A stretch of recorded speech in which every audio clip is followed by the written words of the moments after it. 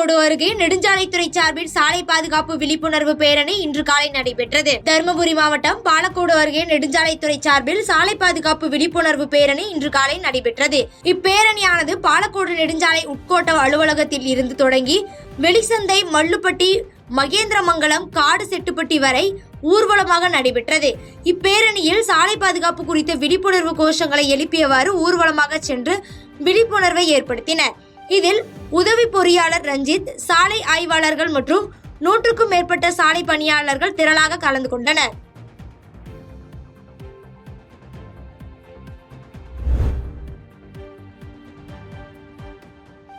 குமாரபாளையம் அருகே அரசு பேருந்தின் முன்சக்கரம் கழன்று ஓடும் சிசிடிவி காட்சிகள் வெளியாகி அதிர்ச்சியை ஏற்படுத்தியுள்ளது. சேலத்தில் இருந்து ஈரோடு நோக்கி சென்று கொண்டிருந்த அரசு பேருந்து செல்லும் பாதையில் பேருந்து பழுதானதால் பயணிகளை இறக்கிவிட்டு மாற்று வண்டியில் அனுப்பி வைத்தனர்.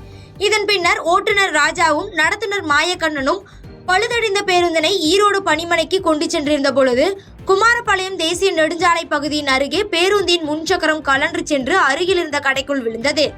மேலும் பேருந்தின் முன்சக்கரம் கழன்றதால் பேருந்து தார் சாலையில் மோதி தீப்பொறி கக்கியபடி வேகமாக வந்த பேருந்தை ஓட்டுநர் ராஜா சாமர்த்தியமாக சாலையின் ஓரமாக திருப்பி நிறுத்தியதில் பெரும் விபத்து தவிர்க்கப்பட்டது.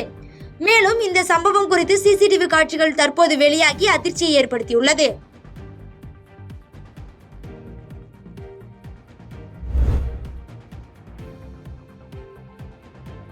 ராசிபுரம் புதிய பேருந்து நிலைய மாற்றத்தை கைவிடக் கோரி புதிய பேருந்து நிலைய மீட்பு கூட்டமைப்பு சார்பாக முழு கடையெடுப்பு போராட்டம் நடைபெற்றது.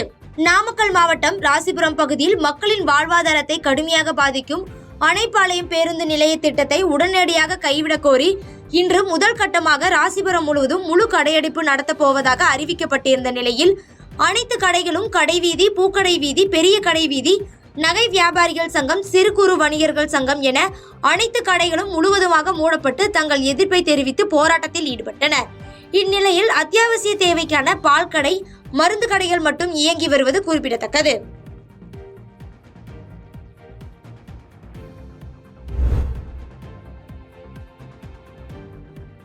தென்காசியில் சங்கரன் கோவில் திருவிழாவை முன்னிட்டு நடைபெற்ற கோமதி பூ பல்லக்கில் ஏராளமான பக்தர்கள் கலந்து கொண்டு சுவாமி தரிசனம் செய்தனர். தென்காசி மாவட்டம் சங்கரன் கோயில் அருள்மிகு சங்கரநாராயண சுவாமி கோமதி அம்மாள் திருக்கோயிலில் ஆடித்தபசு திருவிழாவானது கொடியேற்றத்துடன் தொடங்கி நடைபெற்று வருகிறது.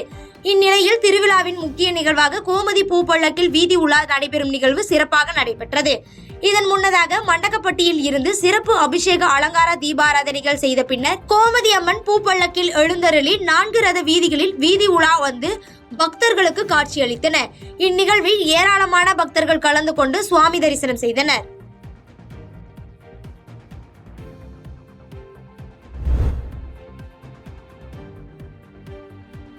மதுராந்தகம் ஏரியில் நிரம்பி வரும் மழைநீரை உயர்மட்ட கால்வாயில் திருப்பி விடாமல் பொதுப்பணித்துறையினர் ஏரிக்கரையை உடைத்து வீணாக தண்ணீரை வெளியேற்றுவதாக விவசாயிகள் வேதனை அடைந்துள்ளனர். செங்கல்பட்டு மாவட்டத்தில் 50 ஆண்டு கால கோரிக்கைக்கு பின் தமிழக அரசு 120 கோடி மதிப்பீட்டில் மதுராந்தகம் ஏரி தூர்வாரும் பணி நடைபெற்று வருகிறது. இந்நிலையில் 3 ஆண்டுகளாக விவசாயிகள் விவசாயம் செய்ய முடியாமல் மதுராந்தகம், கருங்குழி சுற்றியுள்ள விவசாயிகள் பாதிக்கப்பட்டுள்ளனர். தற்பொழுது தென்மேற்கு பருவமழை காரணமாக தமிழகத்தில் பரவலாக பெய்து வரும் மழையால் மதுராந்தகம் ஏரிக்கு நீர்வரத்து அதிகரித்து கொண்டு வருகிறது. இந்நிலையில் இந்த நீரை முழுவதுமாக பொதுப்பணித்துறை சார்பாக ஏரியிலிருந்து தற்காலிகமாக ஜேசிபி இயந்திரம் மூலம் கரையை உடைத்து முழுவதுமாக தண்ணியை வெளியேற்றுவதை கண்டு கருங்குழி பகுதி விவசாயிகள் வாக்குவாதம் செய்து நிறுத்த முற்பட்டனர். இதன் முன்னதாக கடந்த 4 நாட்களுக்கு முன்பு மாவட்ட ஆட்சித்தலைவரை சந்தித்து ஏரியில் தற்போது சேர்ந்துள்ள நீரை கருங்குழி பகுதி விவசாயிகள் பயன்படுத்துவதற்காக விவசாய கால்வாயை தூர்வாரி அதற்கான வழிவகை செய்ய வேண்டும் என கோரிக்கை விடுத்துள்ளதாகவும், ஆனால் அதற்குள் ஏரி ஒப்பந்தம் எடுத்த ஒப்பந்ததாரரும் மற்றும் பொதுப்பணித்துறையினரும் இணைந்து நீரை முழுவதுமாக வெளியேற்றி கடலில் கலப்பதற்கான நடவடிக்கையை மேற்கொண்டு வருவதாக விவசாயிகள் குற்றம் சாட்டுகின்றனர்.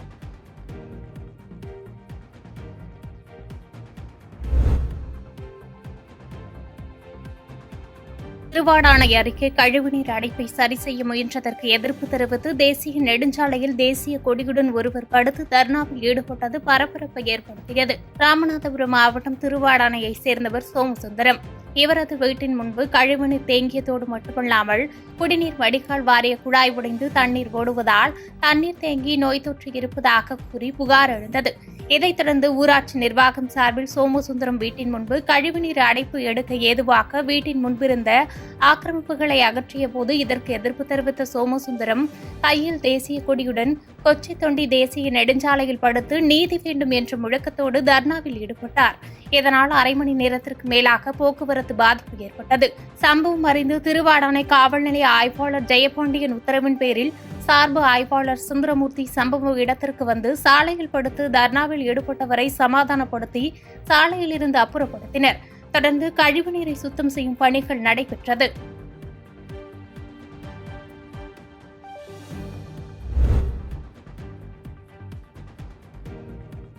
ஒசூரில் மாநகராட்சி நிர்வாகம் முறையாக குடிநீர் விநியோகிக்கவில்லை என்று கூறி பாதிக்கப்பட்ட பொதுமக்கள் சாலை மறியலில் ஈடுபட்டதால் போக்குவரத்து பாதிப்பு ஏற்பட்டது. கிருஷ்ணகிரி மாவட்டம் ஒசூர் மாநகராட்சி 9வது வார்டிற்குட்பட்ட திம்மசந்திரம் என்னும் பகுதியில் குடிநீர் முறையாக விநியோகம் செய்யப்படவில்லை என்று கூறப்படுகிறது. இதனால் பல்வேறு இன்னல்களை சந்தித்து வரும் அப்பகுதி மக்கள் ஒசூர் மாநகராட்சி நிர்வாகத்தை கண்டித்து அப்பகுதியினர் காலி குடங்களுடன் ஒசூர் முத்தாளி சாலையில் திடீர் மறியலில் ஈடுபட்டனர். இதனால் போக்குவரத்து பாதிக்கப்பட்டு அரசு பேருந்து உள்ளிட்ட வாகனங்கள் அணிவகுத்து நின்றன.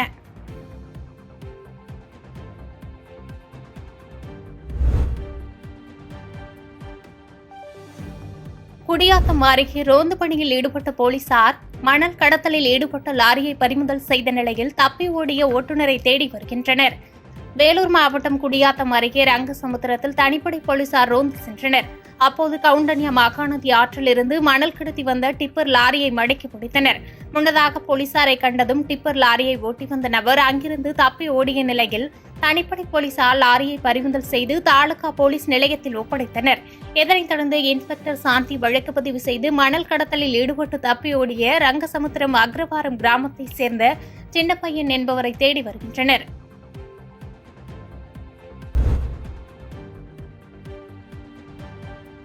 பள்ளப்பட்டியில் குடிநீர் குழாயில் உடைப்பு ஏற்பட்டு நாள் ஒன்றுக்கு 10,000 லிட்டர் தண்ணீர் வீணாக செல்வதால் துறை சார்ந்த அதிகாரிகள் நடவடிக்கை எடுக்க கோரிக்கை எழுந்துள்ளது.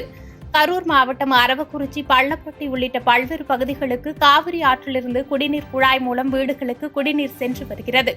இந்த நிலையில் பள்ளப்பட்டிக்கு செல்லும் குடிநீர் குழாயில் உடைப்பு ஏற்பட்டு 2 வருடமாக தண்ணீர் வீணாக கழிவுநீர் வடிகாலில் கலந்து வருவதாக குற்றச்சாட்டு எழுந்துள்ளது. இதனால் குடிநீர் தட்டுப்பாடு ஏற்படுவதாக வேலம்பாடி ஊராட்சி மற்றும் அரசு அதிகாரியிடம் நாம் தமிழர் கட்சி நிர்வாகிகள் மற்றும் அப்பகுதி பொதுமக்கள் புகார் அளித்தும் எவ்வித நடவடிக்கையும் எடுக்கப்படவில்லை என்று கூறப்படுகிறது.